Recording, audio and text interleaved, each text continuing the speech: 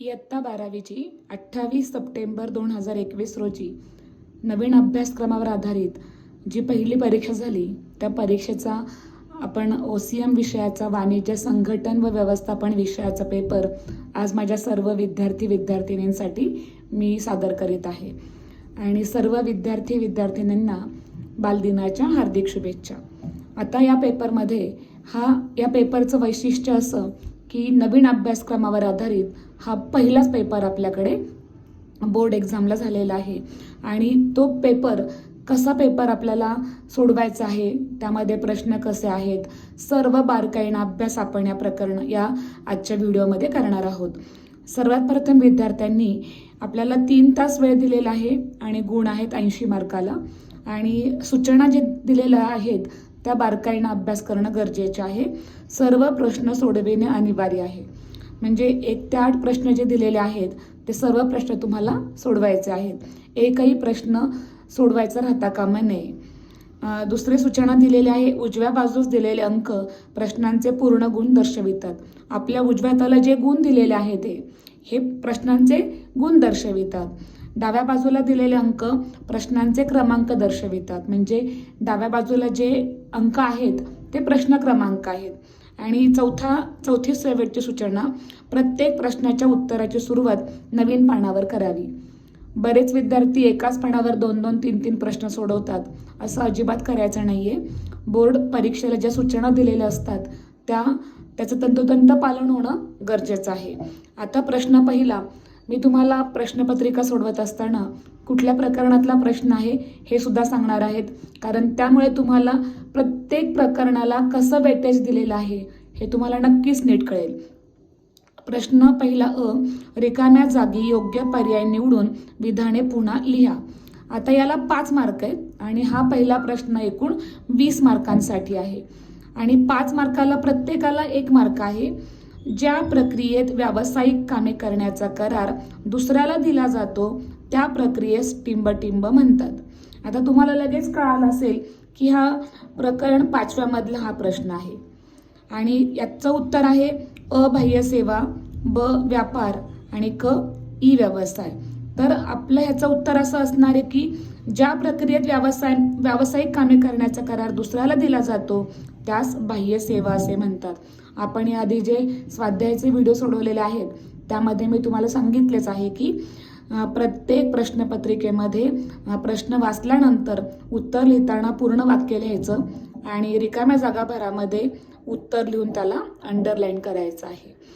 दुसरा प्रश्न आहे, जिल्हा आयोगाचे अध्यक्ष टिंब-टिंब असतात। आता तुम्हाला आठवलंच असेल की प्रकरण कोणतं आहे, तर हे प्रकरण 7वं आहे आणि याचं पर्याय आहे जिल्हा न्यायाधीश, ब उच्च न्यायालयाचे न्यायाधीश, क सर्वोच्च न्यायालयाचे न्यायाधीश। याचं उत्तर आहे जिल्हा न्यायाधीश। इथे मी जागेच्या अभावी शब्द फक्त खालीवर लिहितेय, तो तुम्ही एकाच रेषेत एकाच ओळीत लिहायचे, जिल्हा न्यायाधीश, आणि उत्तर झालं की त्याच्या खाली अंडरलाईन करायला विसरू नका। तिसरा प्रश्न, टिंब-टिंब यांना शास्त्रीय व्यवस्थापनाचा जनक म्हणून ओळखले जाते। आता इथे आहे प्रकरण 1 मधला हा प्रश्न आहे। हेनरी फेयल अ पर्याय, ब F.W. टेलर आणि क फिलिप कोटलर। तर ह्याचं उत्तर आपण बऱ्याच वेळा हा प्रश्न सोडवलेला आहेच आहे, तर याचं उत्तर आहे F.W. टेलर। हे लिहिताना सुद्धा जसं दिलंय फॉर्मॅट त्याच फॉर्मॅटमध्ये लिहायचे, F.W. टेलर यांना शास्त्रीय व्यवस्थापनाचा जनक असे म्हणतात। 4, आयुर्विम्यास टिंब-टिंब तत्व लागू होत नाही। हे प्रकरण 4 मधील आहे। विमाहित, परमोच्च विश्वासाचे आणि क नुकसान भरपाईचे। ह्याचं उत्तर आहे नुकसान भरपाईचे। तुम्हाला एक जाणवलं असेल की उत्तराचे पर्याय मोठे असतात, त्यामुळे व्यवस्थित एका ओळीत ते पर्याय लिहायचे आणि अंडरलाईन करायचे। 5वं, आधुनिक स्पर्धात्मक बाजारपेठेस ग्राहकास टिंब-टिंब म्हणून ओळखले जाते। यामध्ये अ आहे राजा, ब आहे अभिकर्ता आणि क आहे मालक। तर याचा आहे प्रकरण क्रमांक 7 मधला हा प्रश्न आहे आणि उत्तर आहे आधुनिक बाजारपेठेत ग्राहकाला राजा म्हणून ओळखले जाते. तर हा झाला पहिला प्रश्न अ. आता आपण प्रश्नपत्रिकेतला दुसरा प्रश्न सोडवणार आहोत. ब, खालील अ गटातील शब्दांच्या ब गटातील शब्दांसोबत योग्य जोड्या जुळवा.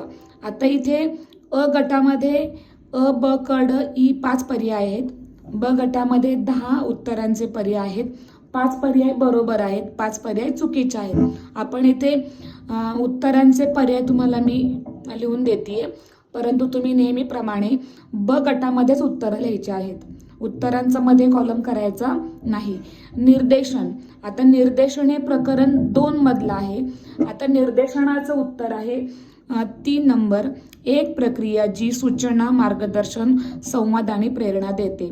उत्तराच्या पर्यायामध्ये आपण 3 आकडा टाकूया. त्यानंतर ब आहे व्यावसायिक सेवा.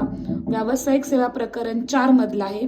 व्यावसायिक सेवांचं उत्तर आहे, इथे आपण पाहणार आहोत 6वं, अमूर्त स्वरूप. इथे आपण पर्याय लिहूया 6 नंबरचा मुद्दा अमूर्त स्वरूप. क, डिजिटल रोग. डिजिटल रोग हे प्रकरण 5 मधला प्रश्न आहे. डिजिटल रोगचं उत्तर आहे 7 नंबर, फक्त सायबर स्पेसमध्येच असते. हा 7 नंबरचा पर्याय. त्यानंतर ड आहे गुंतवणूकदारांप्रती जबाबदारी प्रकरण 6वं. यामध्ये याचं उत्तर आहे डचं उत्तर गुंतवणुकीवर मोबदला. 9 नंबरचा पर्याय याचं उत्तर आहे. ते मी 7 आकडे इंग्लिशमध्ये टाकते. चुकून माझ्याकडनं तो मराठीत झाला, इंग्लिशमध्ये झाला तर तो मराठीत टाकते. त्यानंतर डिजिटल मार्केटिंग, हे जे प्रकरण आहे डिजिटल मार्केटिंगमध्ये विपणनामध्ये हे प्रकरण 8व्यातला प्रश्न आहे. याचं उत्तर आहे डिजिटल माध्यमांचा वापर. 5वा पर्याय त्याचं उत्तर आहे. म्हणजे असे आपल्याला बोर्डाला अ, ब, क, ड, ई 5 अ गटामध्ये असणार आहेत. ब गटामध्ये आपल्याला उत्तरं निवडून लिहायची आहेत. एकदा परत, निर्देशनाचा पर्याय 3 नंबर, व्यावसायिक सेवांचा पर्याय 6 नंबर, डिजिटल रोगचा पर्याय 7 नंबर, गुंतवणूकदारांप्रती जबाबदारी 9 नंबरचा पर्याय इथे आहे गुंतवणुकीवर मोबदला, आणि डिजिटल मार्केटिंगचा पर्याय आहे 5, डिजिटल माध्यमांचा वापर. आता आपण प्रश्न क्रमांक क कडे वळूया. प्रश्न पहिल्यातला क, खालील विधानांसाठी एक शब्द, शब्दसमूह किंवा संज्ञा लिहा. आता यामध्ये पहिला आहे जेथे वस्तू व सेवांची खरेदी विक्री केली जाते असे ठिकाण. प्रकरण 8 मधला हा प्रश्न आहे. त्याला आपण, याचं उत्तर आहे बाजार किंवा बाजाराला पर्यायी शब्द आहे विपणी. विपणी म्हणजे सुद्धा बाजार. दुसरा आहे अशी व्यक्ती जी रोजगारी व्यक्ती आहे. चुकून इथे स्वयंरोजगारू झालंय, स्वयंरोजगारी शब्द इथे करा. स्वयंरोजगारी व्यक्ती आहे. नवनिर्माता, नवीन उद्योजकाची समायोजनता यांची ओळख करून देते. तर ह्याचं प्रकरण 3 मधला हा प्रश्न आहे आणि याचं उत्तर आहे उद्योजक.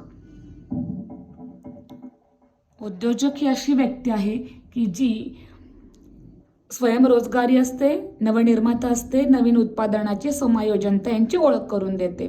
आता तिसरा प्रश्न आहे नाशवंत वस्तू साठविण्यासाठी वापरण्यात येणारे गोदाम. प्रकरण 4 मधला आहे. याचं उत्तर आहे शीतगृह. यानंतर चौथा, ऑनलाईन व्यवहारातील पहिला टप्पा. प्रकरण 5 मधील प्रश्न आहे. याचा पहिला टप्पा आहे ती नोंदणी. नोंदणीशिवाय ऑनलाईन व्यवहार करता येत नाही. आणि पुढे 5वं, परकीय चलन मिळवणे. प्रकरण 6 मधला हा प्रश्न आहे. ही या समूहांप्रती संघटनेची जबाबदारी आहे. याचं आहे शासनाप्रती. शासनाप्रती व्यवसायाची जबाबदारीमध्ये याचा समावेश होतो. आता पुढे आपण ड बघणारे. प्रत्येक उपप्रश्नाला 5 गुण आहेत. ड, खालील शब्द समूहात गटात न बसणारा शब्द शोधून लिहा. प्रत्येकाला 5 मार्क आहेत. पहिला, एंडोमेंट विमा, संपूर्ण जीवन विमा, पैसे परतफेड विमा, ब्लँकेट विमा. हे प्रकरण 4 मधला प्रश्न आहे आणि यामध्ये ब्लँकेट विमा हा आयुर्विम्याच्या प्रकारामध्ये नाही, त्यामुळे तो गटात न बसणारा शब्द आहे. 2, नोकरीची सुरक्षितता, आरोग्य व सुरक्षिततेची साधने, योग्य प्रमाणात नफा, कामाची सुयोग्य स्थिती. हे प्रकरण 6 मधला प्रकरण 6 मधला हा प्रश्न आहे आणि याच्यातलं अचूक उत्तर आहे योग्य प्रमाणात नफा, म्हणजे हे गटात न बसणारा शब्द आहे. पुढे प्रश्न 3, जिल्हा आयोग, राज्य आयोग, अशासकीय संस्था आणि राष्ट्रीय आयोग. प्रकरण 7 मधला प्रश्न आहे. जिल्हा आयोग, राज्य आयोग आणि राष्ट्रीय आयोग हे ग्राहक तक्रार निवारण मंच आहे. फक्त NGO अशासकीय संस्था आहे, त्यामुळे तो गटात न बसणारा शब्द आहे. पुढे निवड, प्रशिक्षण, समन्वय, नियुक्ती. प्रकरण 2 मधला हा प्रश्न आहे. निवड, प्रशिक्षण, समन्वय आणि नियुक्ती. याच्यामध्ये समन्वय हा शब्द गटात न बसणारा आहे. आणि 5, किंमत, व्यक्ती, विक्रय वृद्धी आणि उत्पादन. प्रकरण 8 मधला हा प्रश्न आहे. यामध्ये किंमत, व्यक्ती, विक्रय वृद्धी, उत्पादन, यामध्ये व्यक्ती हा शब्द गटात न बसणारा शब्द म्हणून आपण याचं उत्तर करणार आहे. आता हा पहिला प्रश्न 20 मार्काला. तुम्हाला एकूण कळालं असेलच की प्रत्येक उपप्रश्नाला 5 गुण असतात आणि प्रश्नपत्रिका जर आपला अभ्यास पूर्ण झाला असेल तर तुम्हाला पेपर सोडवायला अत्यंत सोपं वाटतं. दुसरा प्रश्न आपण बघणार आहोत. खालील संज्ञा, संकल्पना स्पष्ट करा. कोणत्याही 4, म्हणजे एकूण संकल्पना 6 दिल्या जातात, पैकी आपल्याला 4 संकल्पना सोडवायच्यात आणि एकूण 8 मार्क आहेत, म्हणजे प्रत्येक संकल्पनेला इथे 2 मार्क तुम्हाला असतात. 2 मार्कांसाठी 2 मुद्दे लिहायचे. तुम्हाला मी प्रत्येक मुद्दा एक्सप्लेन करून देणार आहे. इथे ई व्यवसाय प्रकरण 5 मधला हा प्रश्न आहे. ई व्यवसाय लिहिताना तुम्हाला यामध्ये काय लिहायचं आहे ते समजून घ्या की ई व्यवसाय हा इंटरनेटद्वारे व्यवसायाचे प्रशासन करते. या संज्ञेची उत्पत्ती ईमेल आणि ई-कॉमर्स या संज्ञेपासून झाली आहे. त्याचबरोबर खरेदीदाराला इंटरनेटवर उत्पादन, विपणन, संप्रेषणाची, खरेदी तसेच विक्री करण्यात व्यासपीठ उपलब्ध होते आणि ई व्यवसायाला जागतिक प्रवेश, वेगवेगळ्या सुविधा आणि अधिक वेगाने माहिती पुरवली जाते. असं तुम्हाला ई व्यवसायाची माहिती यामध्ये 2 मुद्द्यांमध्ये लिहायची, परंतु आपण 2च मुद्दे लिहायचे नाहीत. कमीत कमी 4 ते 5 मुद्दे तुम्ही याच्यामध्ये जरूर ॲड करा. दुसरा प्रश्न आहे कर्मचारी व्यवस्थापन. कर्मचारी व्यवस्थापनामध्ये पहिला मुद्दा असं लिहिणार आहे. कर्मचारी व्यवस्थापन ही उत्कृष्ट कार्यशक्ती आकर्षित करते. भरती, निवड, विकसित करण्याची, टिकवून ठेवण्याची प्रक्रिया आहे. यामध्ये योग्य कामासाठी योग्य मोबदल्यासह योग्य व्यक्तीची नेमणूक केली जाते. त्यानंतर मानवी संसाधनांचा प्रभावी वापर केला जातो. कर्मचारी व्यवस्थापन कर्मचाऱ्यांची कार्यक्षमता वाढवते. तिसरा प्रश्न आहे बाह्यसेवा. आता बाह्यसेवा म्हणजे पहिलीच आपली रिकामी जागा आपण ती लिहू शकतो. बाह्यसेवा म्हणजे एखाद्या व्यवसायासाठी विशिष्ट सेवा पुरवणाऱ्या संस्थेसोबत करार करणे. त्यानंतरनं कमी मनुष्यबळ खर्च येतो. बाह्यसेवा मुख्यतः कमी महत्त्वाच्या कामांवर लक्ष केंद्रित करते. बाह्यसेवेमुळे सुरक्षा आणि गोपनीयतेचा धोका निर्माण होतो. असे तुम्ही यामध्ये पॉईंट ॲड करू शकता. चौथा आहे बँकिंग. आता यामध्ये बँकिंगमध्ये तुम्ही बँकेची व्याख्या ॲड करू शकता किंवा त्यामध्ये आर्थिक संस्था आहे की जी ठेवी स्वीकारते, कर्ज देते, व्यवसायासाठी खूप महत्त्वाची सेवा आहे. त्याचबरोबर पैशांशी व ग्राहकांच्या आर्थिक आवश्यकतांशी संबंधित सेवा आहे आणि त्यानंतरनं बँकिंग व्यवसायाचा व्यवहार करणारी ही संस्था मानली जाते. म्हणजे ते प्रकरण कर्मचारी व्यवस्थापनाला प्रकरण आपण द्यायचं राहिलंय. प्रकरण 2 मधलं आहे. बाह्यसेवा प्रकरण 5 मधलं आहे आणि बँकिंग प्रकरण 4 मधलं आहे. आता आपण 5वं बघणारे लोक अदालत. प्रकरण 7व्या मधला हा मुद्दा आहे लोक अदालत. त्यामध्ये लोक अदालत म्हणजे लोकांचे न्यायालय, लोक न्यायालय म्हणून ते ओळखले जाते. त्याचबरोबर एखादा खटला तडजोडीने सोडविण्यासाठी शासनाकडून तिची स्थापना करण्यात आली आहे. तक्रारकर्ता लोक अदालतीमध्ये प्रत्यक्ष तक्रार दाखल करू शकतो आणि ग्राहकांच्या समस्यांसंबंधी ताबडतोब निर्णय घेतले जातात. तसेच या लोक अदालतमध्ये घेतलेल्या निर्णयांना कायदेशीर मान्यता आहे. असे तुम्ही 5 मुद्द्यांपैकी कोणतेही 2 मुद्दे यामध्ये लिहू शकता. पुढे मानसिक क्रांती. मानसिक क्रांती हा आपल्याला प्रकरण 1 मधला हा प्रश्न आहे. मानसिक क्रांती यामध्ये तुम्हाला लिहिता येईल की F.W. टेलर यांनी मांडलेली संकल्पना आहे आणि ही तत्व हे तत्व जे आहे ते कर्मचारी व व्यवस्थापन या दोन्हींचा एकमेकांकडे पाहण्याच्या दृष्टिकोनात बदल घडवून आणतो. यामुळे उत्पादन क्षमता, नफा वाढतो. कर्मचारी आणि व्यवस्थापक या दोघांनाही याचा फायदा होतो. असं हे मानसिक क्रांती तुम्हाला 2 मार्कांसाठी संकल्पना स्पष्टीकरणामध्ये लिहायचं आहे. म्हणजे एकूण तुम्हाला 4 संकल्पना लिहायच्यात. प्रकरण 5 मधले ई व्यवसाय आहे, बाह्य सेवा आहे. प्रकरण 7 मधले लोक अदालत आहे. प्रकरण 2 मधली कर्मचारी व्यवस्थापन आहे. प्रकरण 4 मधली बँकिंग आहे. असे तुम्हाला कोणत्याही 4 संकल्पना लिहायच्या आहेत. यानंतर प्रश्न 3, खालील घटना किंवा परिस्थितीचा अभ्यास करून आपले मत लिहा. तुम्हाला एकूण 3 घटना दिलेल्या असतात. त्यापैकी 2 घटना लिहायच्यात 6 मार्काला, म्हणजे 1 घटना आहे 3 मार्कांसाठी. यामध्ये एकाच शब्दामध्ये, एकाच वाक्यामध्ये उत्तर लिहायचं आहे. श्री राम, एक उदयोन्मुख उद्योजक, यांनी आपल्या नवीन व्यवसायासाठी जमीन, पैसा, यंत्र आणि कामगार वर्ग इत्यादी आवश्यक संसाधनांचा विचार करून आपल्या व्यवसाय संस्थेची रचना तयार केली. त्यांनी श्री श्याम यांना व्यवस्थापक म्हणून नियुक्त केले.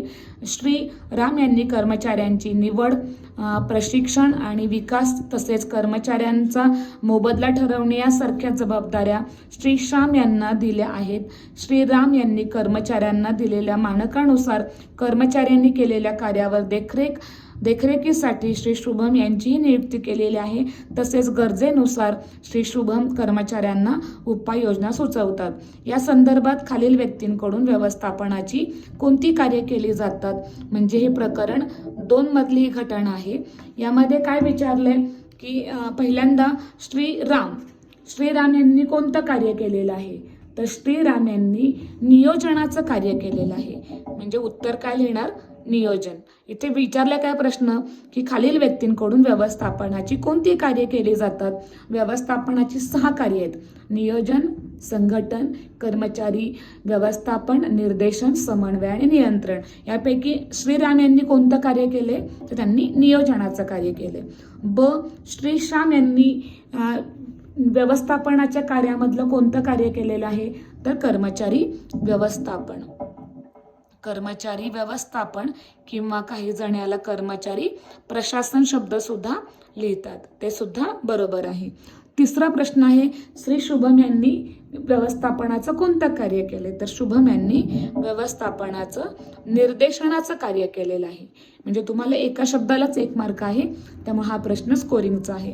2रा आहे, रंगांचे उत्पादन करणाऱ्या एका संस्थेने कित्येक वर्षांपासून बाजारामध्ये अग्रेसर स्थान पटकाविले आहे.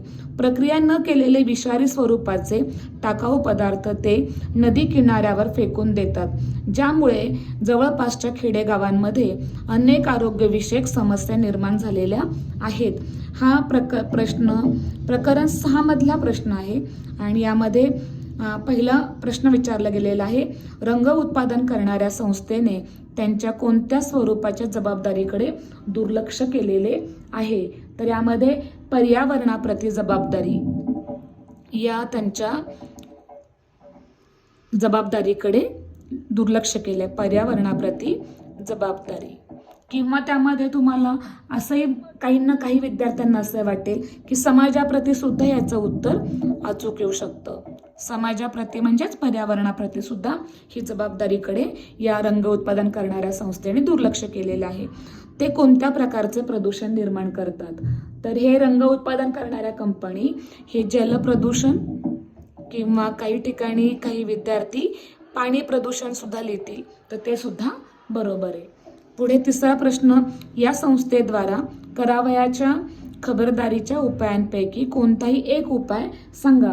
त्याच्यामध्ये उपाय जे असणार आहेत तर ते आपण पाहिले 4 Rचा वापर, म्हणजेच पुनर्वापर, आपण पाहतो ज्याला रिसायकल, रियूज, रिफ्यूज आणि रिड्यूस हा शब्द त्याला वापरला जातो.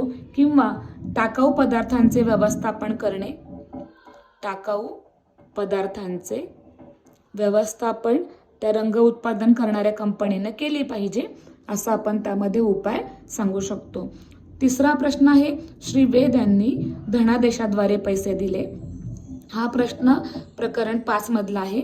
त्याच वेळी श्री श्लोक यांनी निधी वर्गाद्वारे फंड ट्रान्सफर पैसे दिले.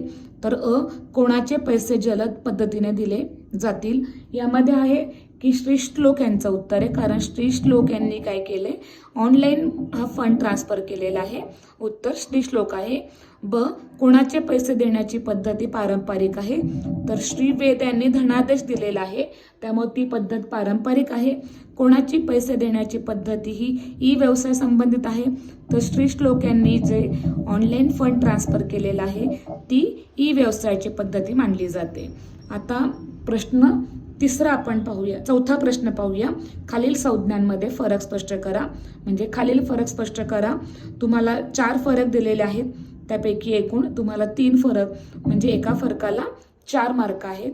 त्यामध्ये नियोजन व नियंत्रण प्रकरण 2 मधलं आहे. त्यानंतर तुम्ही याच्यामध्ये लिहिताना तुम्ही नियोजन आणि नियंत्रणाचा फरक लिहिताना तुम्ही अर्थ, त्याचबरोबर उद्दिष्टे, साधने, स्वरूप, कार्यक्षेत्र, आज्ञा, व्यवस्थापनाचे स्तर अशा मुद्द्यांमध्ये तुम्ही फरक स्पष्ट करू शकता. जीवन विमा म्हणजे आयुर्विमा आणि अग्निविमा प्रकरण 4 मधला हा प्रश्न आहे. तुम्ही यामध्ये लिहित असताना अर्थ, विमाधारक, नुकसान भरपाईचे तत्व, विम्याची संख्या, लाभार्थी, विषयबाब, विमाहित, कालावधी, भरपाई, विम्याचे समर्पण हे तुम्ही सर्व मुद्दे ऍड करू शकता. प्रकरण आता राज्य आयोग आणि राष्ट्र आयोग प्रकरण 7 मधला प्रश्न आहे. यामध्ये तुम्ही राज्य आयोग राष्ट्र आयोगामध्ये अर्थ, कार्यसीमा, अध्यक्ष, आर्थिक अधिकार क्षेत्र, कार्यकाळ, अपील हे मुद्दे तुम्ही ऍड करू शकता. आणि प्रकरण व्यावसायिक बँक आणि मध्यवर्ती बँक प्रकरण 4 मधला हा प्रश्न आहे. तर यामध्ये तुम्ही कार्य, मालकी, चलन छपाई, बँकांची संख्या, ठेवी स्वीकृती, वित्तीय धोरण, त्याचबरोबर नियंत्रण, कर्ज पुरवठा हे सगळे मुद्दे तुम्ही याच्यामध्ये ऍड करू शकता. एकूण असा 12 मार्काचा तुम्हाला हा प्रश्न विचारला जातो. यानंतर तुम्हाला पुढचा प्रश्न आहे बोर्ड एक्झामला प्रश्न 5वा. खालील प्रश्नांची थोडक्यात उत्तरे लिहा. कोणतेही 2-3 प्रश्न असतात, कोणतेही तुम्हाला 2 लिहायचे. 8 मार्कांना म्हणजे एक प्रश्न हा 4 मार्कांसाठी असणारे. पहिला प्रश्न विचारलाय उद्योजकाची वैशिष्ट्ये स्पष्ट करा. आता उद्योजकाची वैशिष्ट्ये स्पष्ट करताना तुम्हाला सर्व मुद्दे इथे लिहायचे. इथे कोणतेही 4 तुम्हाला विचारलं गेलेले नाही. कोणतेही 4 वैशिष्ट्ये असती तर तुम्हाला 4 मुद्दे लिहायचे असते. इथे तुम्हाला उद्योजकाची वैशिष्ट्ये म्हणजे सर्व तुम्हाला वैशिष्ट्ये लिहायची. प्रकरण 3 मधला प्रश्न आहे. यामध्ये तुम्हाला उत्तर देताना बौद्धिक क्षमता, भविष्यातील दूरदृष्टी, कठोर परिश्रम, तांत्रिक ज्ञान, संज्ञापन कौशल्य, उच्च आशावादी, जोखीम घेणे, आत्मविश्वास असे तुम्हाला इथे मुद्दे लिहून स्पष्टीकरण करायचं आहे. 2 ग्राहकांचे कोणतेही 4 अधिकार स्पष्ट करा. ते 4च अधिकार विचारलेत. प्रकरण 7व्यातले हे प्रश्न आहे. कोणतेही 4 अधिकार स्पष्ट करा विचारले, त्यामुळे आपल्याला 4च अधिकार स्पष्ट करायचे. आपल्याला एकूण 9 अधिकार माहिती आहेत. ते 9 आपण अधिकार बघा. पहिला अधिकार सुरक्षिततेचा अधिकार, 2 माहितीचा अधिकार, वस्तू सेवा निवडीचा अधिकार, ग्राहकांचा एकूण घेण्याचा अधिकार, ग्राहक संरक्षणाचा अधिकार, प्रतिनिधित्व करण्याचा अधिकार, तक्रार निवारणाचा अधिकार, निरोगी पर्यावरणाचा अधिकार, अनिष्ट व्यापारी प्रथांपासून संरक्षणाचा अधिकार, बनावट वस्तूंपासून संरक्षणाचा अधिकार असे तुम्हाला एकूण जे अधिकार दिलेत पुस्तकातल्या त्या सर्व अधिकारांपैकी तुम्हाला 4 अधिकार इथे स्पष्ट करायचे आहेत. तिसरा प्रश्न व्यवसायाच्या कर्मचाऱ्यांप्रती सामाजिक जबाबदाऱ्या स्पष्ट करा. प्रकरण 6 मधला हा प्रश्न आहे. तर तुम्हाला व्यवसायाच्या कर्मचाऱ्यांप्रती जबाबदाऱ्या माहिती पाहिजे. त्यामध्ये नोकरीची सुरक्षितता, योग्य मोबदला, आरोग्य व सुरक्षितता उपाय, कामाची सुयोग्य स्थिती, कामगार संघटनांना मान्यता, शिक्षण व प्रशिक्षण, कामगारांचा व्यवस्थापना सहभाग, बढती आणि करिअरच्या संधी, योग्य तक्रार निवारण पद्धती असे सर्व तुम्हाला मुद्दे स्पष्ट करायचे आहेत. यानंतर 6वा प्रश्न आहे. खालील विधाने सहकारण स्पष्ट करा. कोणतेही 2, 4 पैकी कोणतेही तुम्हाला 2 प्रश्न सोडवायचे. एकूण 8 मार्क आहेत, म्हणजे प्रत्येकाला 4 मार्क आहेत. व्यवस्थापनाचे तत्वे लवचिक असतात. म्हणजे प्रकरण 1 मधला प्रश्न आहे.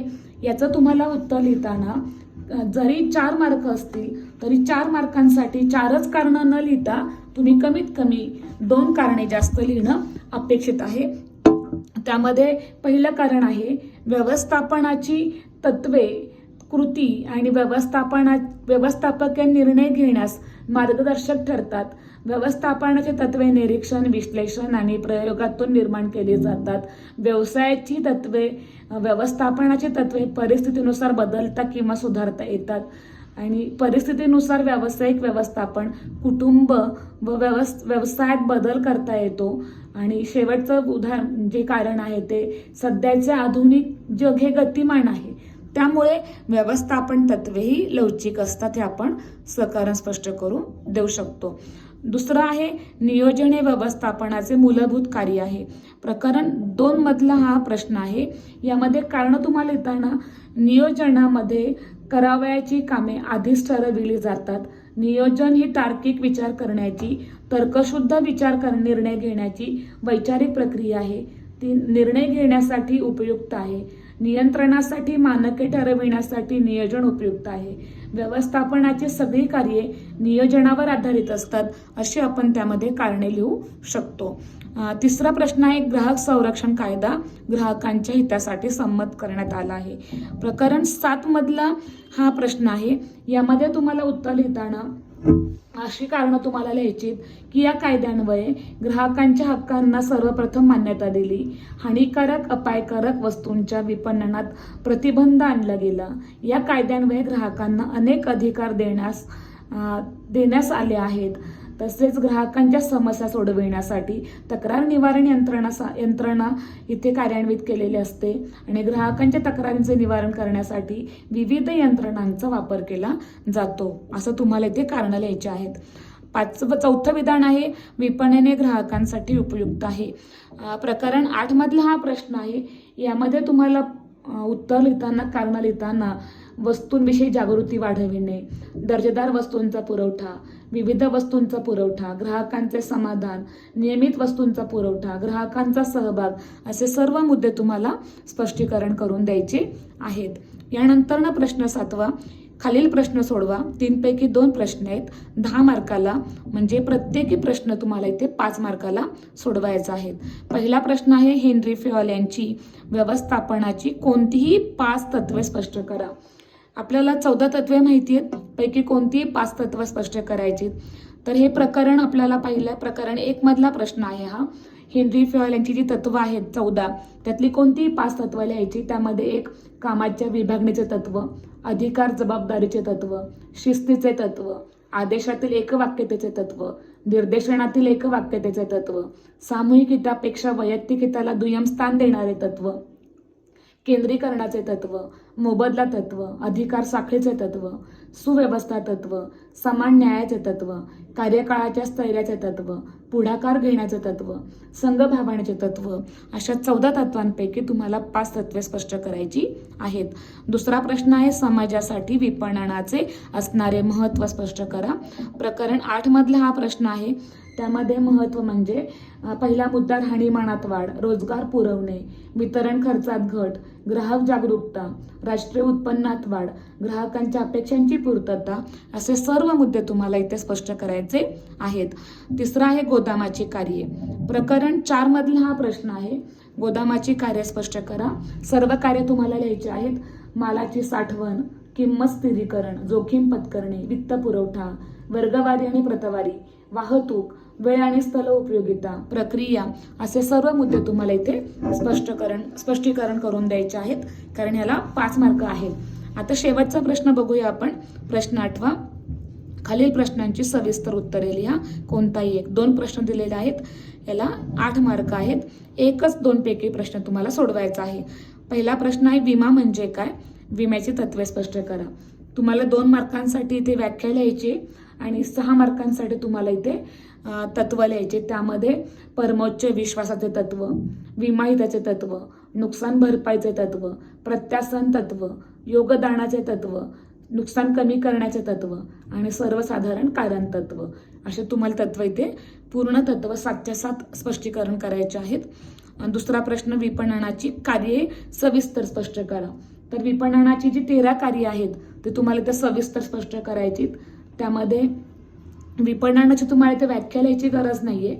पण जरी लिहिले तरी काहीच हरकत नाहीये. यामध्ये कार्य लिहिताना पहिलं बाजारपेठ संशोधन, 2 मालाची खरेदी व एकत्रीकरण, बाजारपेठेचे नियोजन, उत्पादन विकास, प्रमाणीकरण प्रतवारी, परिवेष्टन, संवेष्टन किंवा लेबलिंग, मुद्रीकरण, ग्राहक सहाय्यक सेवा, वस्तूंची किंमत निश्चिती, विक्रय वृद्धी यंत्रणा, वितरण, वाहतूक व्यवस्था, गोदामे असे तुम्हाला इथे मुद्दे स्पष्टीकरण करून लिहायचे. यामध्ये विमा हा प्रकरण 4 मधला प्रश्न आहे आणि विपणन प्रकरण 8 मधला आहे. यापैकी तुम्हाला एक प्रश्न परीक्षेला लिहायचा आहे. तर विद्यार्थ्यांनो, तुम्हाला हा सर्वात पहिला जो नवीन अभ्यासक्रमावर आधारित जे आपण प्रश्नपत्रिका सोडवलेली आहे, या अभ्यासक्रमावर आधारित पहिल्या प्रश्नपत्रिकेमध्ये आपण सर्व घटकांचा बारकाईने अभ्यास केलेला आहे. तर यामध्ये तुम्हाला एक जाणवलं असेलच की बारकाईने तुम्ही अभ्यास करू शकता. बोर्डाने ज्या प्रत्येक प्रकरणाला जे गुणदान केलेलं आहे त्या प्रत्येक गुणदानानुसारच हा पेपर तयार करण्यात आलेला आहे. त्यामुळे तुम्ही तुमच्या बोर्ड परीक्षेसाठी या प्रश्नपत्रिकेच्या प्रश्नांचा आणि या स्वरूपाचा निश्चितच तुम्हाला बोर्ड परीक्षेला उपयोग होणार आहे. धन्यवाद.